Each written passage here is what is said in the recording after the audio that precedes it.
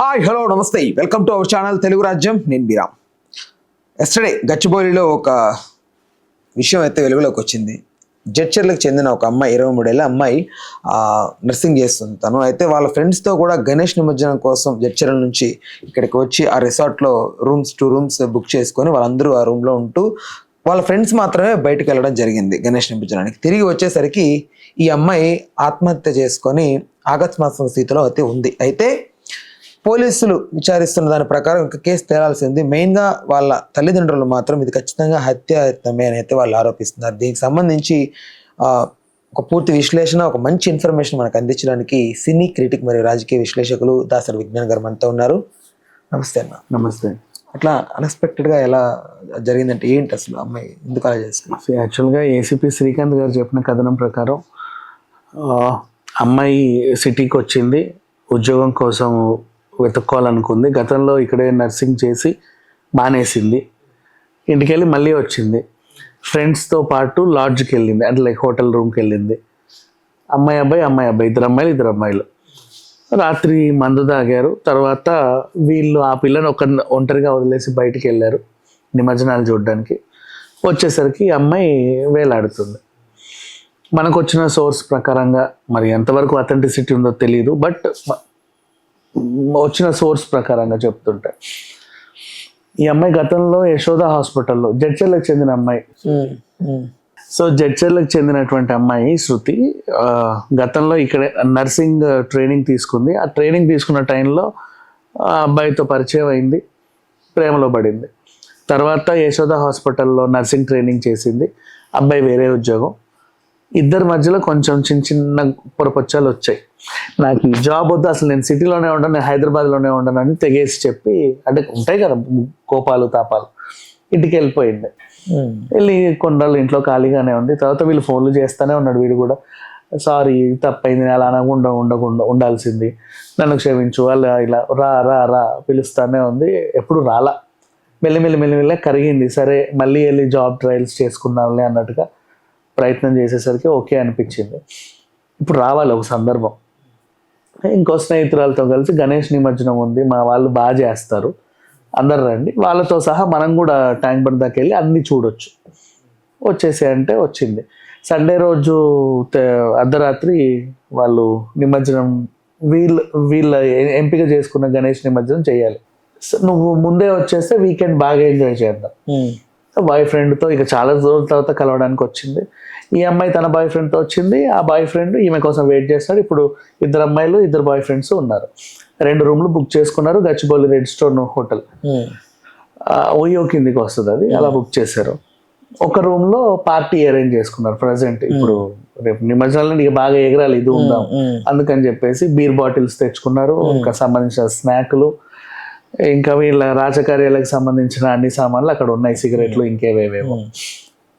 So ఈ అమ్మాయికి అనుకోకుండా వాష్రూమ్ 2 బీర్లు తాగిన తర్వాత వాష్రూమ్కి వెళ్ళి వచ్చేసరికి తనకి డేట్ వచ్చింది, పీరియడ్స్ వచ్చింది. సో ఆ ఫ్రెండ్కి చెప్పింది, ఇంకో అమ్మాయి ఉంది కాబట్టి ఇలా అయింది అంటే, అయ్యో మరి ఇప్పుడు నువ్వు ఈ టైంలో నిమజ్జనాలకు రావద్దు, గణేషుని ముట్టొద్దు, సో నువ్వు అటువైపు రావడానికి వీల్లేదు, మేమే వెళ్ళేసి వస్తాము అన్నట్టుగా చెప్పి కన్విన్స్ చేస్తే ఓకే ఏదైనా మంచి ఫుడ్ ఆర్డర్ చేసుకో, తిను, వచ్చేస్తాం. ఇంతవరకు బాగానే ఉంది. వాళ్ళు వెళ్ళిపోయారు. నెక్స్ట్ ఇప్పుడు తిరిగి వచ్చి చూసిన తర్వాత తలుపులు కొడితే ఎంతసేపు తలుపులు కొట్టిన తెరవల్ల తీరా చూస్తే వేలాడుతూ ఉంది. గదిలో ఈ అమ్మాయి మానసిక వేదనకి ఎందుకో గురైంది. రూమ్ అంతా బ్లడ్ మరకలు ఉన్నాయి అంటున్నారు కదా, నథింగ్ బట్ పీరియడ్ మరకలు అంతే. ఎవరిని హత్య చేయాలా, కొయ్యాలా, ఏమి అంటే నేరం ఏం జరగల. తను అన్కాన్షియస్గా ఉంది, తాగిన అలా తిరిగిన బాత్రూమ్కి లోపలికి రావడం వల్ల ఏదో అట్లా అయ్యింది. నెక్స్ట్ తర్వాత అబ్బాయితో ఎంజాయ్ చేయాలనుకుంది, అనుకోకుండా పీరియడ్స్ వచ్చింది. నెక్స్ట్ సిటీకి ఎందుకు వచ్చాను, ఇంకేమేవో గుర్తులు, పాత జ్ఞాపకాలు, కొత్త జ్ఞాపకాలు, ఇంకేవో చేసి ఇంకో వైపు మంది, అంటే ఇప్పుడు వీళ్ళు వెళ్ళిన తర్వాత మిగిలిన మంది అంతా ఈ పిల్ల తాగేసింది. పైగా పీరియడ్స్, ఆ బ్లీడింగ్, ఇవి అన్నీ చూసి ఏమనిపించింది, ఆల్రెడీ డేట్ టైంలో కొంచెం స్ట్రెస్కి లోన్ అవుతారు అని చెప్పేసి విన్నాం మనం. అందులోనూ ఈ మందు పైగా ఒంటరిగా ఉంది, చాలా రోజుల తర్వాత వచ్చింది సిటీకి, ఇక మీదట ఇక్కడ ఏదో చేద్దాం అనుకుంది.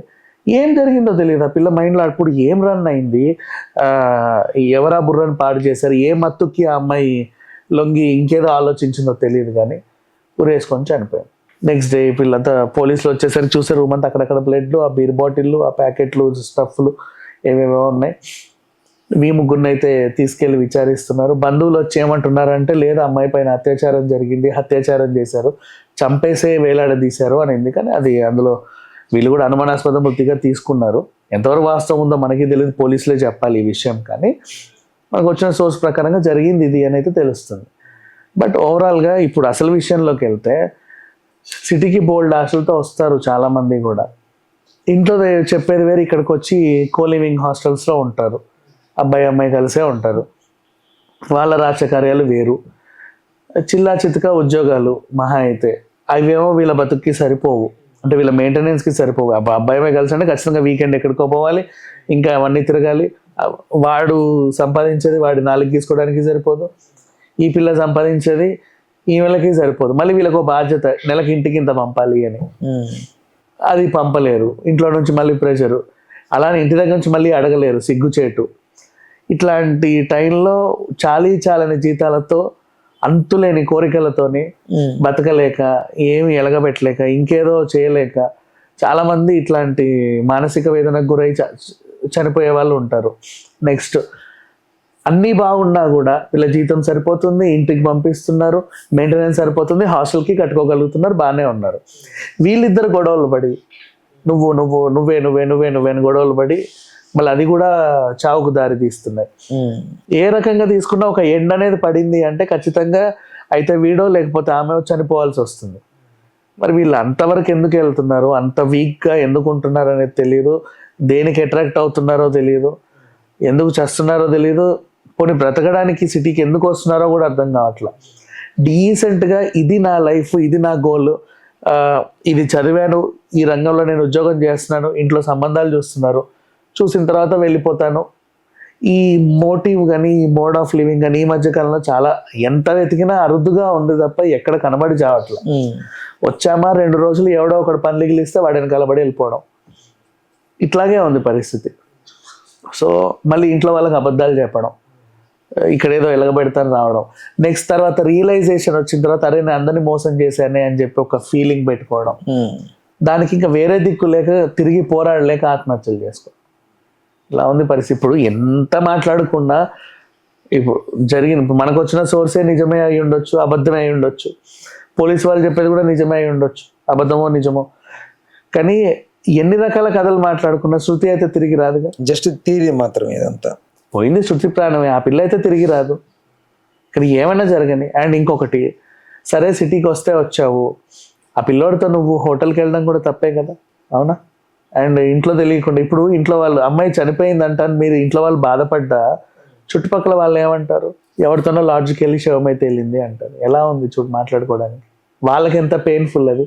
నువ్వు చావడం ఒక పెయిన్ఫుల్ ఇంట్లో వాళ్ళకి, మళ్ళీ చుట్టుపక్కల వాళ్ళు మాట్లాడుకున్నారు, ఆ పిల్ల తాగిందంట లాడ్జ్లో, ఎవరితోనో పోయిందంట, మొత్తం రక్తపు మరకలంట, ఇంకేవేవో దొరికాయంట. ఇప్పుడు న్యూస్లలో అంత రౌండ్ అప్ చేసి ఇవే బీర్ బాటిళ్ళు దొరికినవి, ఇవే ఈ ప్యాకెట్లు దొరికినవి, ఇవే అవి అని వేస్తున్నారు.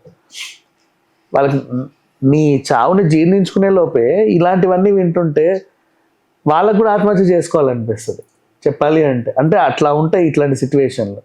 సో మ్యాక్సిమం ఇలాంటి వాటికి మనం చెప్తానే ఉంటాం, ఇలాంటి వాటికి పోకండి అని.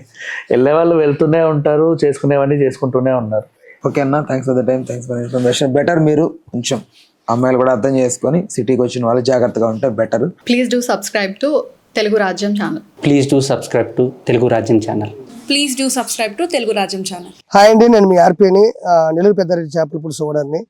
మీరు తెలుగు రాజ్యం అనే ఈ యూట్యూబ్ ఛానల్ సబ్స్క్రైబ్ చేసుకుని మంచి వీడియోలతో వస్తారు. Thank you so much. Hi people, I'm Sonakshi Verma and you please watch Telugu Rajyam and please subscribe to the channel.